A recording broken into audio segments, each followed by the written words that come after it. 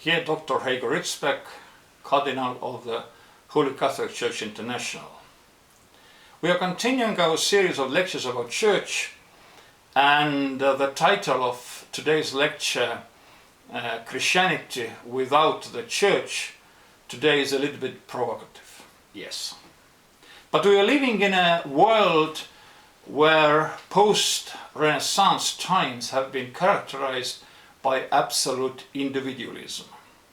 What is your opinion? What is my opinion?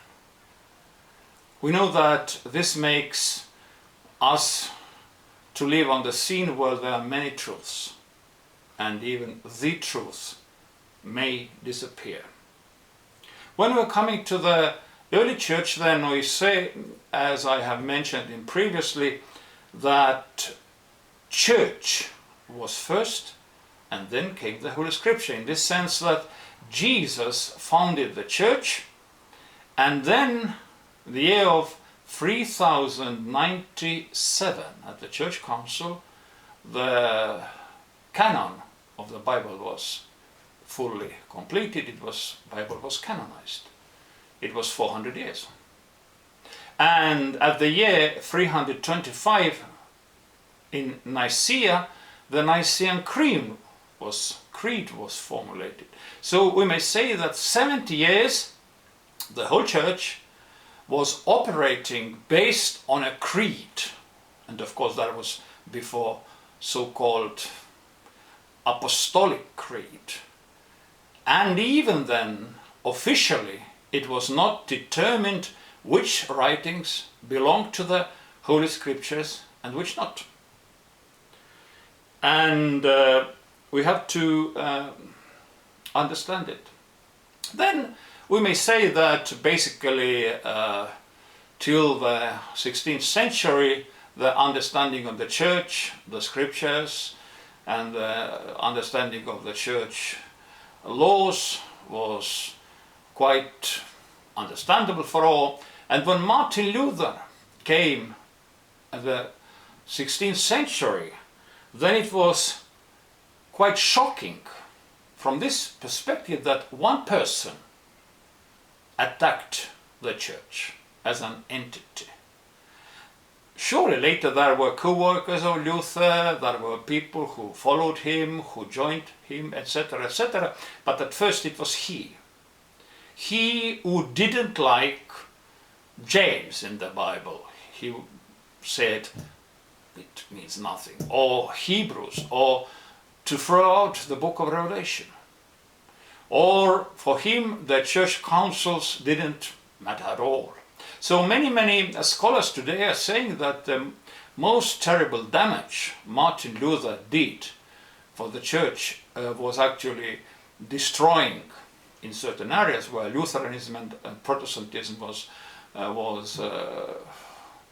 very strong, the ecclesiastical canonical structure, ecclesiastical canons. They didn't exist anymore. And then this was also supporting very much the understanding of one individual. Of course, Martin Luther and all other reformers, Calvin, Zwingli, understood quite quickly that when the people began to read the Bible and to explain it as they understood, then there had to be some frameworks.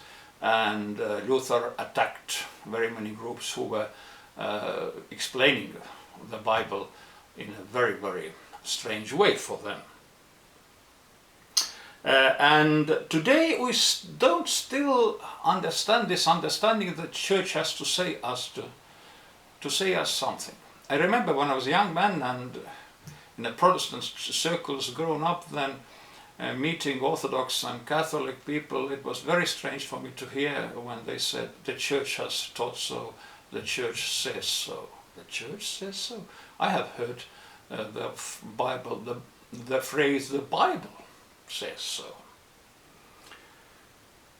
I remember when I was reading at catechesis process, then one lady left it when I was explaining certain Christian truths, and she told me I will go home and pray to my God and then I will get the final answer. It's a very good example of individualistic approach. And there are confessions and movements, free churches, where actually they rebaptize people, put the people under the water in a river, and they call it remembering one's baptism. We know that remembering the baptism never is putting anyone under water, or even putting the water upon this person in whatever form. There is water in a bowl, and you put your hands into this, make the sign of the cross, and that's it.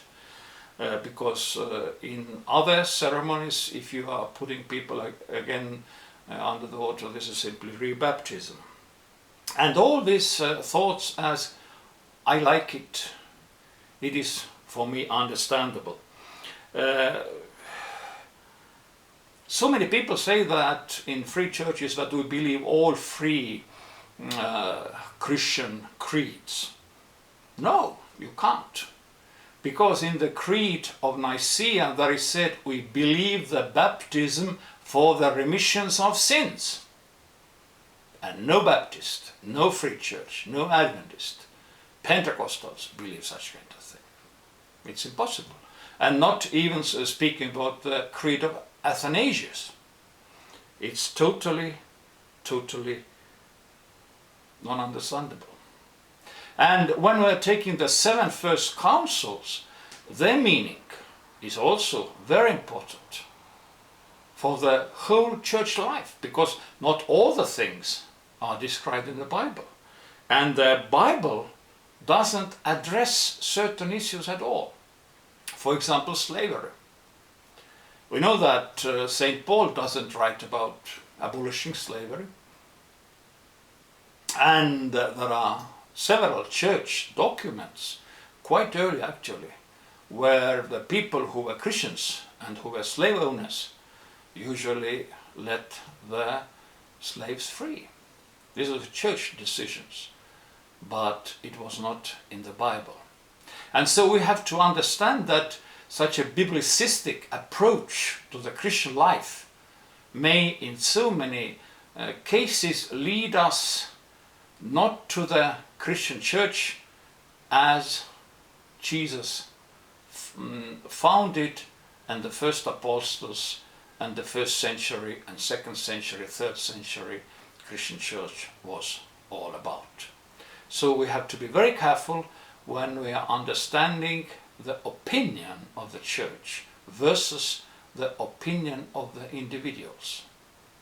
And this is where we finish today. May God bless you all. Amen.